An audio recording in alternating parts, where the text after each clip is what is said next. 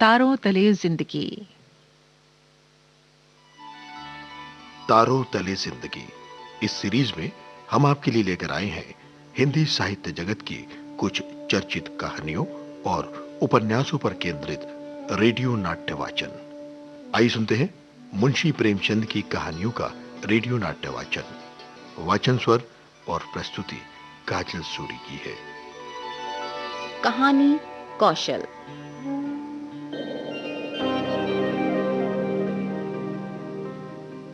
पंडित बालकराम शास्त्री की धर्मपत्नी माया को बहुत दिनों से एक हार की लालसा थी और वो सैकड़ों ही बार पंडित जी से उसके लिए आग्रह कर चुकी थी, लेकिन पंडित जी हिला हवाला करते रहते थे। ये तो साफ साफ ना कहते थे कि मेरे पास रुपए नहीं हैं। इससे उनके पराक्रम में बट्टा लगता था, लेकिन कहते गहनों से कुछ लाभ नहीं। एक तो धातु अच्छी नहीं मिलती, उस पर सुनार रुपए के 8 आने कर देता है। और सबसे बड़ी बात ये कि घर में गहने रखना चोरों को नेवता देना है। घड़ी भर श्रृंगार के लिए इतनी विपत्ति सर पर लेना मूर्खों का काम है। बेचारी माया इन सब बातों के सामने कुछ कह ना पाती। पड़ोसिनों को देख देख कर उसका जी ललचा करता था, पर अपना दुख किससे कहे। अगर पंडित जी ज्यादा मेहनत करने के योग्य होते तो ये मुश्किल आसान हो जाती, लेकिन वे तो आलसी जीव थे। ज्यादातर समय भोजन और विश्राम में बिताते थे। एक दिन पंडित जी पाठशाला से आए और देखा कि माया के गले में एक सोने का हार है। उन्होंने उससे पूछा, यह हार किसका है? माया बोली, पड़ोस में जो बाबूजी रहते हैं ना, उनकी पत्नी का है। आज उनसे मिलने गई थी तो ये हार देखा, बहुत पसंद आया। तुम्हें दिखाने के लिए पहन कर आई हूँ। बस एक ऐसा ही हार मुझे भी बनवा दो। पंडित, दूसरे की चीज नाहक मांग लाई, कहीं चोरी हो जाए तो हार तो बनवाना ही पड़ेगा, ऊपर से बदनामी भी होगी अलग। माया, मैं तो ऐसा ही हार लूंगी, 20 तोले का है। पंडित, फिर वही जिद। माया, जब सभी पहनती हैं तो मैं क्यों ना पहनूं? पंडित, सब कुएं में गिर पड़े तो तुम भी कुएं में गिर पड़ोगी।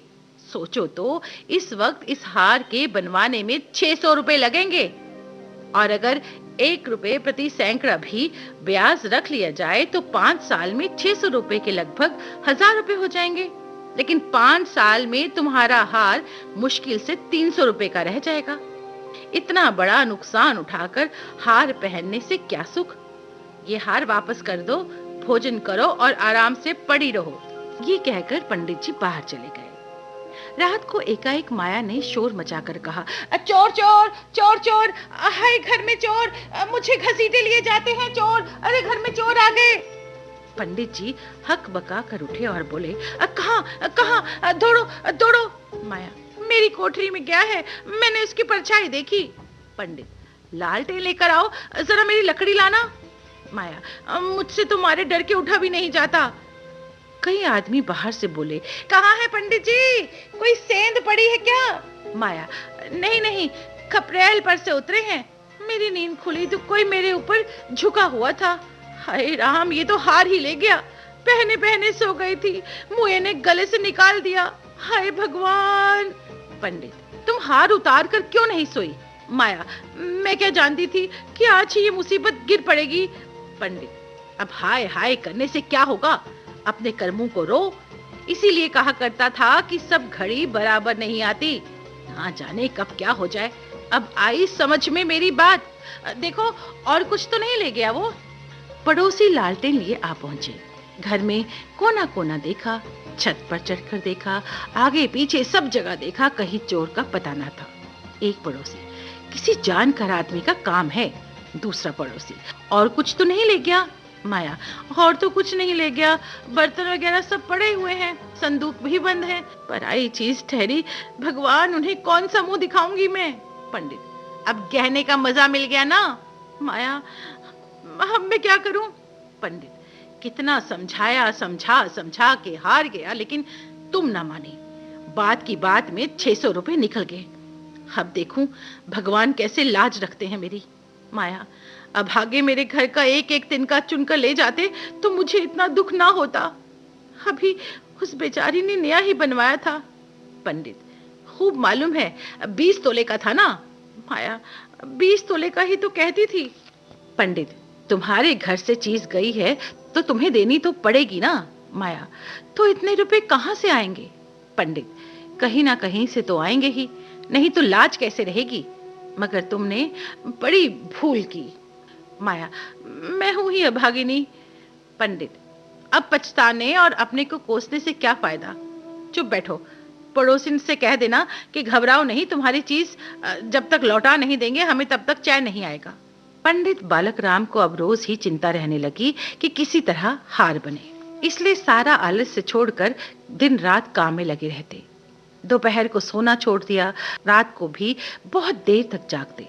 पहले केवल एक पाठशाला में पढ़ाया करते थे, लेकिन अब पाठशाला से आकर रात को 11-12 बजे तक जन्म कुंडलियां, वर्ष फल आदि बनाया करते। सुबह सुबह मंदिर में दुर्गा जी का पाठ करते।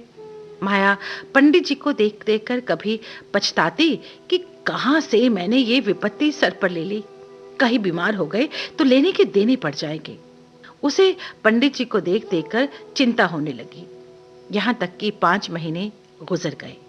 एक दिन संध्या के समय वो दिया बत्ती करने जा रही थी कि पंडित जी आए, जेब से पुड़िया निकाल कर उनके सामने फेंक दी और बोले, लो, आज तुम्हारे ऋण से मुक्त हो गया।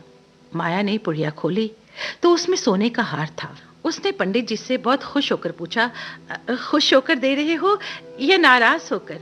पंडित, इससे क्या मतलब, ऋण तो चुकाना ही था ना, चाहे खुशी से हो या नाखुशी से।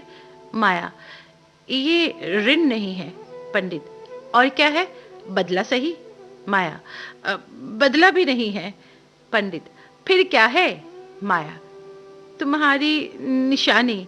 पंडित, तो क्या ऋण के लिए कोई दूसरा हार बनवाना पड़ेगा? माया, नहीं नहीं, वो हार चोरी नहीं गया था, मैंने झूठ मूठ शोर मचाया था। पंडित, सच? माया, हाँ सच कहती हूँ। पंडित, मेरी कसम?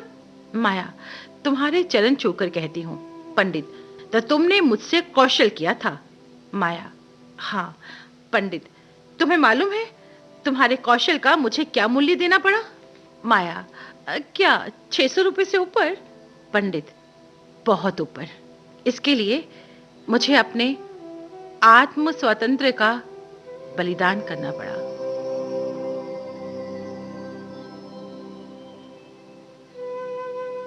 कहानी कौशल।